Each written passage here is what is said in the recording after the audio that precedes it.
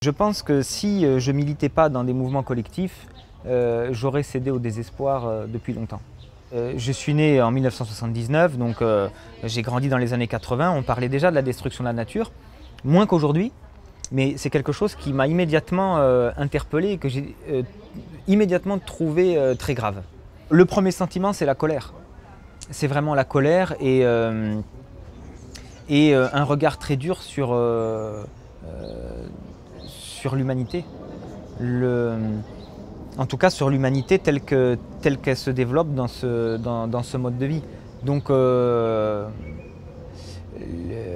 y a un moment de ma vie où j'ai été très en colère. Et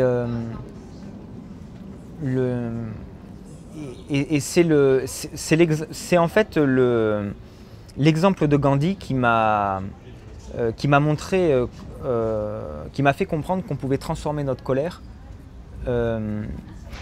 en une force non violente qui pouvait être très efficace et qui pouvait en plus nous réconcilier avec les autres. C'est-à-dire que je peux facilement en vouloir aux gens de tout détruire, même si je fais partie de ce système aussi. Mais dans l'action non violente, comme il y a cette notion de respect, on arrive à la fois à exprimer notre opposition, à changer les choses, tout en respectant les personnes. Et en fait, du coup, on a l'expérience régulière de parler à des gens qui sont éloignés de nous et de sentir les points communs qu'on a avec eux. Et de sentir qu'en fait, quelque chose est possible et qu'un changement de prise de conscience est possible chez des gens qui participent à un système destructeur. Et ça nous réconcilie avec la foi qu'on peut avoir dans l'humanité. Et après, ce qui est très important dans ces mouvements, c'est le collectif. De sentir qu'on peut être nombreux et de plus en plus nombreux à nous projeter dans un horizon commun, dans un avenir commun. Moi, c'est ça qui me fait tenir. Tout seul, sinon, je ne tiendrai pas quelques jours.